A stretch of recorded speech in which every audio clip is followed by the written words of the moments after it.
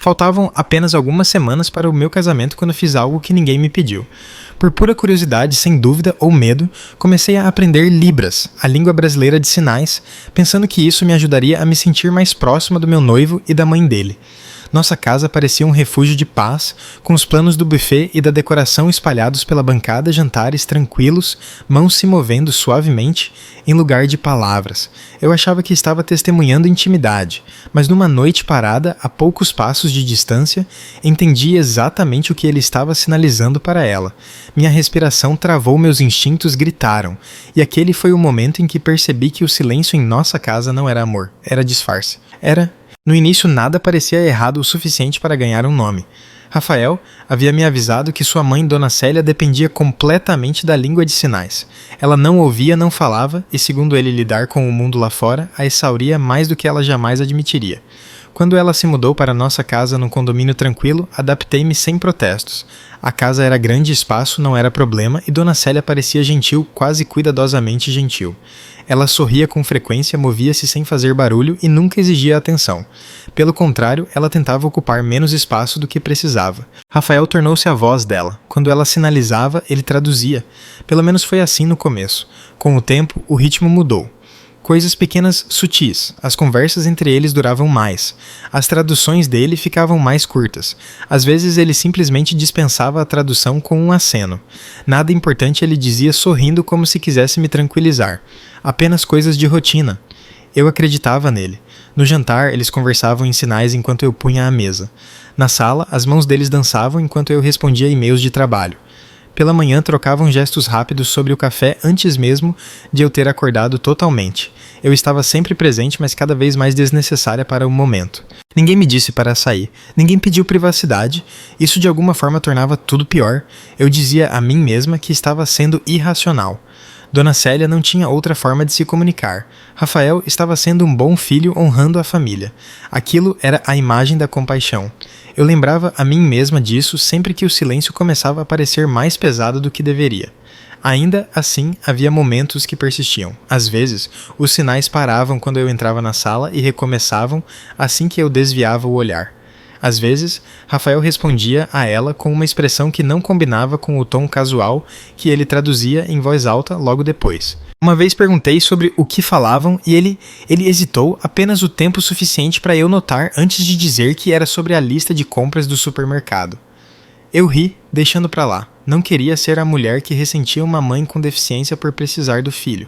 Mas lentamente a casa mudou. Não ficou mais barulhenta. Não ficou mais fria. Ficou mais estreita. Como se conversas inteiras estivessem acontecendo num espaço que eu podia ver, mas onde não tinha permissão para entrar. Me vi escolhendo o silêncio deliberadamente, não querendo interromper ou parecer intrusiva. Quanto mais eu recuava, mais natural parecia para eles preencherem aquele espaço sem mim. Foi quando decidi continuar aprendendo Libras. Não para espionar, não para pegar ninguém na mentira. Eu dizia a mim mesma que queria participar, entender melhor a Dona Célia, parar de me sentir uma visita na minha própria casa. Ainda parecia inocente naquela época, quase um gesto de carinho. Eu não percebia que o silêncio que eu tentava preencher já estava fazendo exatamente o que foi projetado para fazer. A mudança não aconteceu de uma só vez. Chegou silenciosamente, como o entendimento costuma chegar sem anúncio, sem permissão.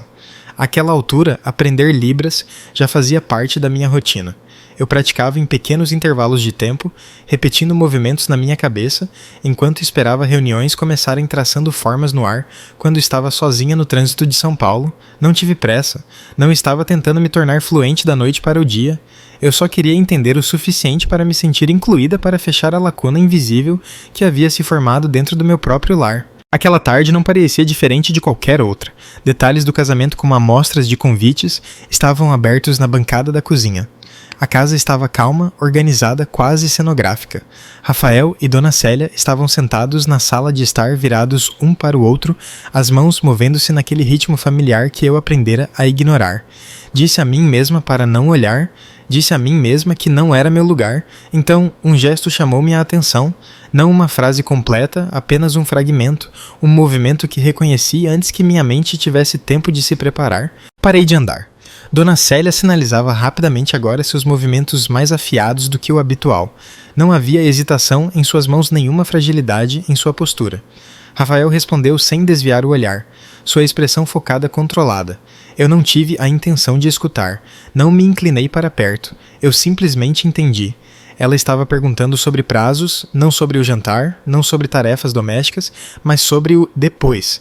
Rafael sinalizou de volta com um pequeno movimento desdenhoso da mão. Logo depois do casamento tudo será mais fácil, ele sinalizou. Meu peito apertou. Eles estavam falando de dinheiro, não vagamente, não hipoteticamente. Falavam de pagamentos de dívidas, do que se tornaria acessível assim que estivéssemos legalmente vinculados no cartório. Rafael mencionou números, cifras redondas, que fizeram meu estômago revirar não como estimativas, mas como expectativas garantidas. Dona Célia reagiu com impaciência visível, questionando quanto tempo precisariam ficar, quanto tempo mais teriam que fingir. Fingir. Aquela palavra aterrissou antes que eu a sentisse. Rafael a tranquilizou. Sinalizou que eu confiava nele e que eu não questionava as coisas que a casa, as contas bancárias, os compromissos, se encaixariam assim que a papelada da comunhão de bens estivesse assinada. A boca de Dona Célia curvou-se num sorriso que eu nunca tinha visto antes. Não era gentil, não era educado. Era um sorriso de satisfação. Então, ela sinalizou algo que fez Rafael rir. Eu entendi aquilo também. Ela se referia ao arranjo deles, a quão convincente tinha sido, a como o silêncio torna as pessoas descuidadas. Ela não sinalizou mãe e filho. Ela sinalizou algo diferente, algo que implicava parceria e estratégia cúmplices. Meu corpo reagiu antes da minha mente, gelei, não dramaticamente, não visivelmente, simplesmente parei de existir naquele momento.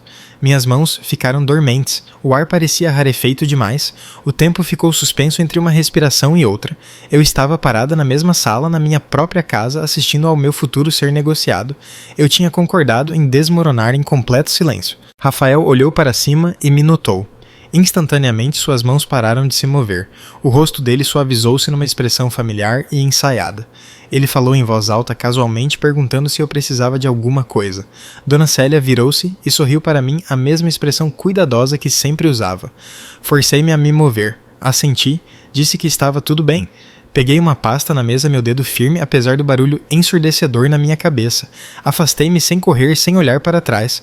Só quando a porta do quarto se fechou atrás de mim é que me permiti respirar.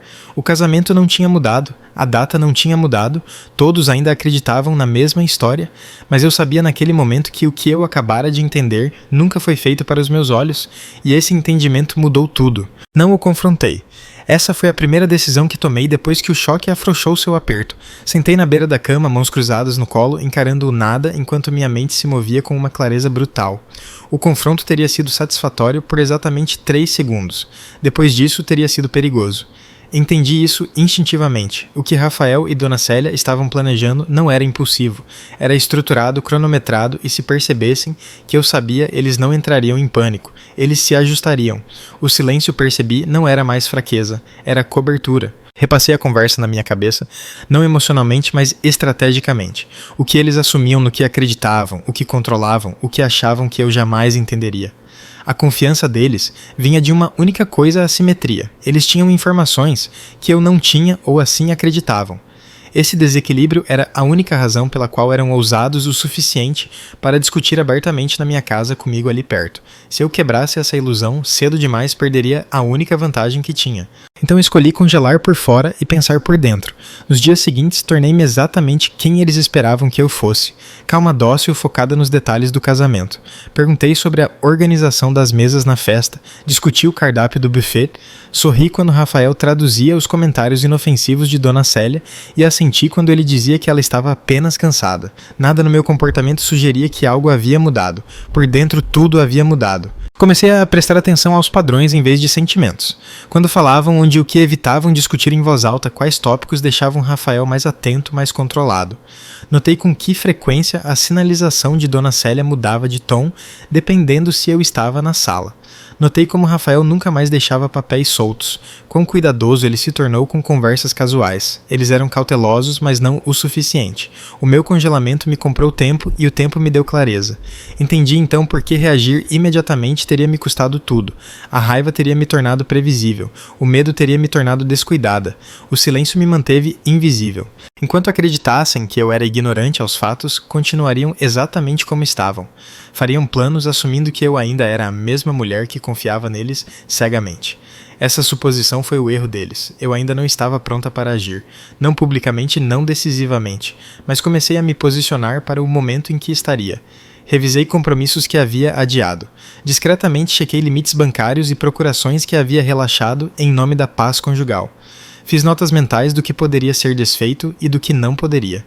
Pela primeira vez desde que descobri a verdade, senti algo além do choque e controle. Congelar não tinha me prendido, tinha me protegido, impediu o perigo de me ver claramente enquanto eu aprendia a me mover sem ser notada. E enquanto continuassem falando livremente em seu silêncio emprestado, nunca perceberiam que a pessoa ao redor de quem planejavam já não existia mais. Eu não precisava mais de respostas, precisava de vantagem, então continuei interpretando meu papel. Mantive-me agradável, previsível. Deixei Rafael acreditar que o casamento tinha minha total atenção, enquanto eu silenciosamente mudava meu foco para outro lugar. A chave não era a velocidade, era a sequência. Um movimento errado fora de ordem alertaria a ambos. Eu não podia me dar ao luxo disso. Comecei com o que já era meu não dramaticamente, mas metodicamente. Revisei compromissos financeiros nos quais entrei apressadamente por confiança. Desacelerei processos burocráticos que não precisavam ser imediatos. Reavaliei arranjos que se tornariam permanentes após o casamento civil e fiz perguntas neutras que soavam práticas não suspeitas. Cada passo era pequeno o suficiente para ser invisível por si só. Juntos mudaram o cenário. Em casa, mantive-me comum. Não olhava quando Rafael e Dona Célia sinalizavam. Não interrompia. Não perguntava o que estavam discutindo. Essa contenção importava. Mantinha a confiança deles intacta. Eles continuaram falando livremente sobre pagamentos que seriam mais fáceis de gerenciar, depois sobre contas que não importariam uma vez que os saldos fossem compartilhados, sobre como a situação era temporária. Falavam como pessoas que já contavam com um dinheiro que ainda não era delas. Eu permiti. Em vez de reagir, documentei padrões, prazos, frequência, a maneira como o tom de Rafael ficava mais agudo quando o assunto derivava para datas limites, a maneira como a impaciência de Dona Célia surgia sempre que os planos não andavam rápido o suficiente. Não precisei gravar nada formalmente, só precisava entender como a confiança deles funcionava e do que ela dependia. Então comecei a ajustar o acesso. Nada que pudesse ser rastreado a uma única decisão, apenas recalibrações sutis, permissões revisadas, dependências reduzidas. Enquadrei tudo como preparação, como diligência, como o tipo de comportamento responsável que as pessoas elogiam em uma noiva que tem a vida organizada. Rafael nunca questionou. Se alguma coisa ele parecia aliviado por eu estar lidando com detalhes nos quais ele não queria pensar.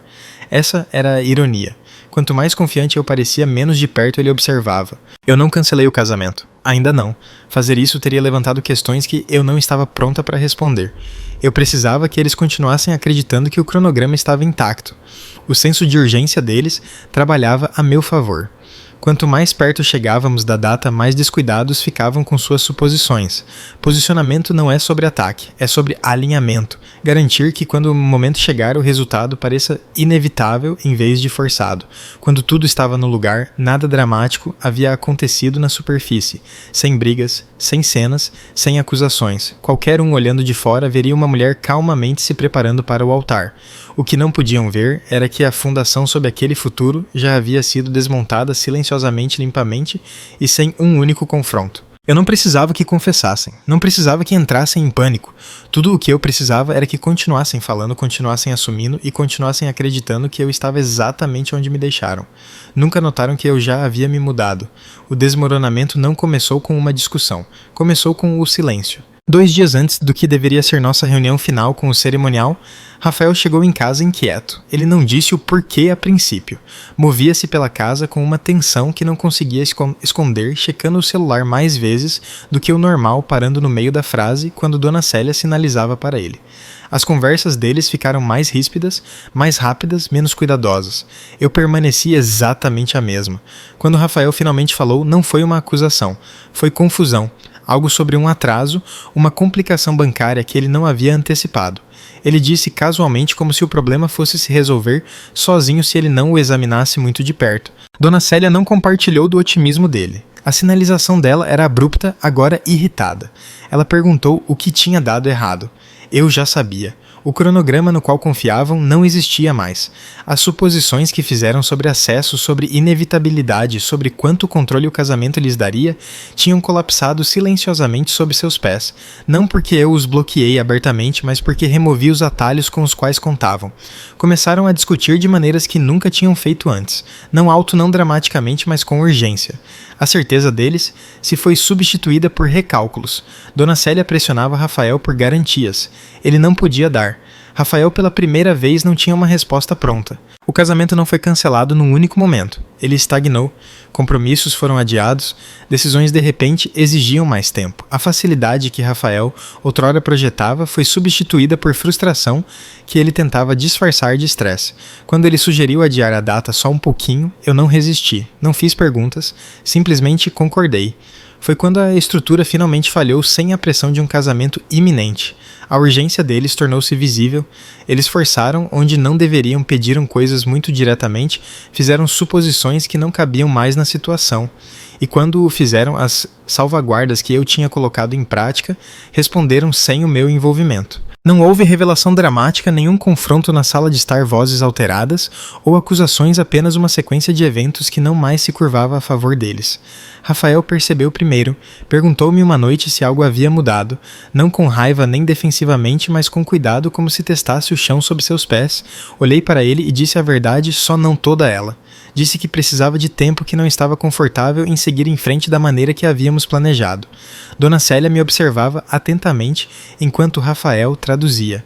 A expressão dela mudou de uma maneira que reconheci imediatamente. Não era confusão, era reconhecimento. Entenderam então que o futuro que vinham planejando não estava mais disponível para eles. O casamento não aconteceu, não houve anúncio, nenhuma explicação oferecida a ninguém fora da nossa casa. Simplesmente deixou de existir como opção. E uma vez que aquela porta se fechou, tudo de que dependiam desapareceu com ela. Eu não comemorei, não me senti vitoriosa, o que senti foi algo mais firme que o alívio. O conhecimento de que eles falharam não porque eu lutei contra eles, mas porque saí do papel que precisavam que eu interpretasse. Se essa história nos ensina algo, é que a força nem sempre se anuncia. Lívia não venceu dominando ninguém, ela não gritou mais alto que as pessoas que tentaram enganá-la e não correu para expô-los em busca de um desabafo emocional. Em vez disso, ela fez uma escolha mais silenciosa que exigiu paciência, contenção e um profundo entendimento de seus próprios limites. O que mais se destaca em Lívia não é o que ela fez no final, mas o que ela não fez no momento que mais importava. Ela não deixou o choque virar pânico, não deixou a traição empurrá-la para uma ação imprudente.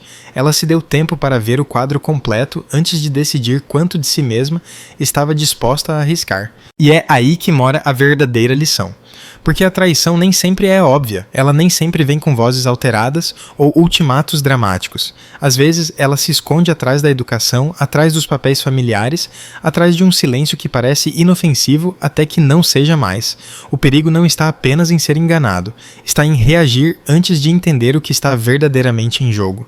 Lívia escolheu a clareza em vez do caos, escolheu proteger seu futuro em vez de provar um ponto no presente, e ao fazer isso, ela saiu não apenas ilesa, mas mais sábia. Então aqui vai algo para refletir. Se você descobrisse uma verdade que mudasse tudo, mas revelá-la imediatamente pudesse custar mais do que ganharia, o que você faria? Você reagiria à traição ou daria um passo para trás e decidiria como quer que sua história termine? Se essa situação fez você parar para pensar, compartilhe seus pensamentos nos comentários. E se você valoriza histórias que focam em consciência, limites e inteligência emocional, não esqueça de se inscrever para mais.